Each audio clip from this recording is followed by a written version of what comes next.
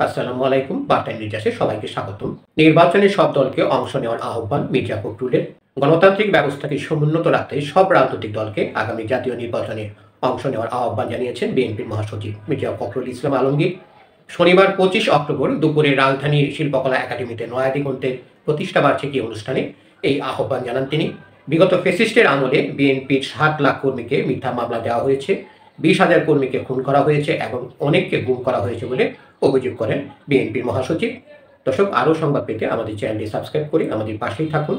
তিনি বলেছেন, বাকশাল প্রতিষ্ঠার পর থেকেই গণমাধ্যমের উপর অনেক অত্যাচার চালানো হয়েছে। সেই বাকশাল বিলুপ্তির পর জিয়াউর রহমান গণমাধ্যমের স্বাধীনতা নিশ্চিত করেন। সংস্কারের শুরুটা হয় তার আমল থেকেই।